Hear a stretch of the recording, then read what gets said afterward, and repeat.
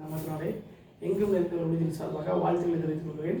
இந்த கால வெளியிலே கூட ஒரு வசனத்தை நாம் தியானமாக தியானிக்கலாம். எடுத்துக்கொண்ட வசனம் மத்தேயு எழுதின புத்தகம் 8ஆம் அதிகாரம் 2ஆம் வசனத்தை நாம் தியானமாக தியானிக்கலாம். இன்னைக்கு செய்தியுடைய தலைப்பு என்னவென்று சொன்னால், தேவனுடைய சித்தத்தை முக்கியத்துவப்படுத்துதல் என்கிற தலைப்பை நாம் பார்க்கலாம். பொதுவாக தேவனுடைய சித்தத்தை முக்கியத்துவப்படுத்தல் என்று சொல்லி பார்க்கும்போது அநேகர் வாயினால் சொல்லுவாங்க, அதெல்லாம் பண்ணிடலாம் செஞ்சிடலான்னு சொல்லுவாங்க. ஆனால் செயலில் செய்ய மாட்டாங்க, காட்ட மாட்டாங்க. தேவனுடைய சித்தம்னா என்ன அப்படின்னு பார்க்கணும். தேவனுடைய சித்தம் என்று சொன்னால் தேவனுடைய திருவுளம், ஆணுடைய விருப்பம்னு அர்த்தம். ஆங்கிலத்தில் வில் அப்படின்னு சொல்லுவாங்க. பொதுவாக இந்த உலகத்தில் படிக்கிற பிள்ளைகளாக இருந்தாலும் சரி, இல்லை வேலை செய்கிறவங்களும் சரி, ஊழியத்தில் இருக்கிறவங்களும் சரி, குடும்பத்தில் இருக்கிறவங்களும் சரி, எல்லா வேலையும் ஆண்டவருடைய விருப்பம் தான் முக்கியம் நல்லா பேசுவாங்க. ஆனால் ப்ராக்டிக்கலில் நடைமுறைன்னு வரும்போது தங்களுடைய சித்தத்தை தான் முக்கியத்துவப்படுத்தி வைப்பாங்க. மற்றவங்க என்ன சொல்கிறாங்கன்னு அதுதான் கேட்பாங்க. ஆனால் நம்ம அப்படி இருக்கும்போது ஆண்டோடைய சித்தத்தை புறக்கணிக்கும் போது ஆபத்து ஏற்படுகிறத நம்ம உணரமாக இருக்கணும். இன்றைக்கி வேலையாக இருந்தாலும் சரி, இல்லை ஊழியமாக சரி, அல்லது கல்வி பகுதியாக இருந்தாலும் சரி, படிக்கிற விஷயமாக சரி, அல்லது ஒரு தொழில் செய்யக்கூடிய விதமாக சரி, எதுவானாலும் தங்களுக்கு சாதகமாக இருக்கா, தங்களுக்கு விருப்பமாக இருக்கா, தங்களுக்கு விருப்பமாக இருக்கா, இப்படி பார்த்தா அநேகர் ஓடாங்க. தவிர தேவனுக்கு சித்தமாக இருக்கா, தேவன் விரும்புவாரங்களாம் யாரும் பார்க்கறது கிடையாது, முக்கியத்துவப்படுறது கிடையாது. அப்படி இருக்க போய் தான் நிறைய இடத்துல ஆபத்துகளும் தோல்விகளும் ஏமாற்றங்களும் பிசாசுக்கிற கட்டுகளும் நினைச்சாங்க, அப்படி மாட்டிக்கிறாங்க. ஆனால் இன்றைக்கி தேவனுடைய சித்தத்தை முக்கியத்துவப்படுத்தணும்னு சொல்லி நம்ம பார்க்குறோம். அது யார் முக்கியத்துவப்படுத்தினாங்க, ஆனால் என்ன நடந்ததுங்கிறத சுருக்கமாக பார்ப்போம். மத்தேயு 8ஆம் அதிகாரம் 2ஆம் வசனத்தை பார்க்குறோம். என்ன சம்பவம் சொல்கிறேன், இயேசு கிறிஸ்து மலையின் மேலே பிரசங்கம் பண்ணிட்டு இறங்கி வரும்போது அநேக ஜனங்கள் கூட்டமாக சூழ்ந்து வராங்க. அப்படி வரும்பொழுது இயேசுக்கு நேராக எதிரில் ஒரு குஷ்டரோகி தொழுநோயாளன் ஒருத்தனை வாழ்ந்து முழங்கால் படிக்கிட்டு, ஆண்டவரே, உமக்கு விருப்பமானால், உம்முடைய சித்தமானால், உங்களுக்கு சித்தம் இருந்தால் என்னை என்ன செய்ய சுத்தமாக்க உங்களால் முடியுங்கிறான்.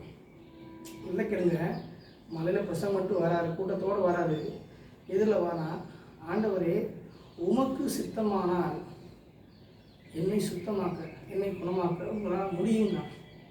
அந்த ஸ்டேட்மெண்ட்லேயே தேவ சித்தம் வருது, ஒரு பணிவு வருது, அது மாத்திரம் இல்லை முடியுங்கிற விசுவாசமும் சேர்ந்துருக்கு. உடனே அவன் பார்த்திங்க அப்படின்னா அப்படி இப்படின்னு சொல்லி எதுவுமே யோசிக்கலை, ஒரே வார்த்தை உமக்கு சித்தமாக இருக்கான்.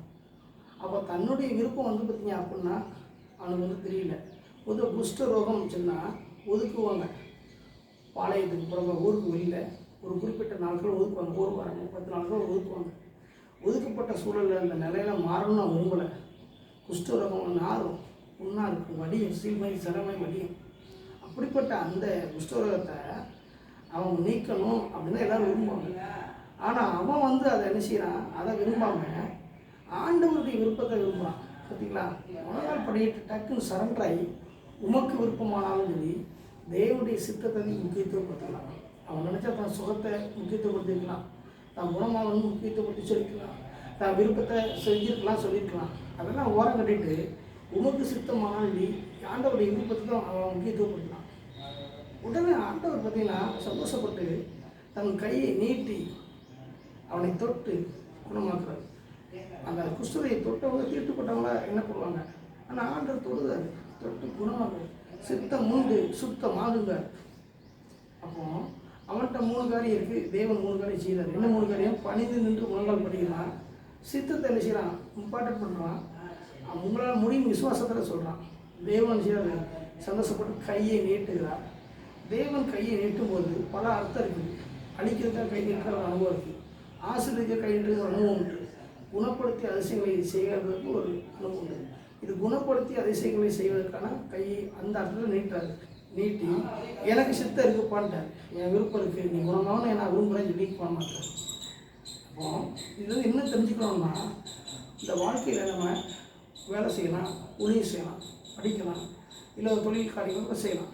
நம்ம இஷ்டத்துக்கு நம்ம விருப்பத்தையோ நமக்கு ஏற்ற மாதிரி எதை நம்ம செய்யக்கூடாது, விரும்பக்கூடாது. எதுவாக இருந்தாலும் முழங்கால் பண்ணிட்டு தேவ சமூகத்தில் உட்காந்து உமக்கு சித்தம் என்ன, உமக்கு சித்தம்னா எனக்கு முக்கியம் சொல்லி தேவனுக்கு கேட்டு இம்பார்ட்டன்ட் பண்ணணும்.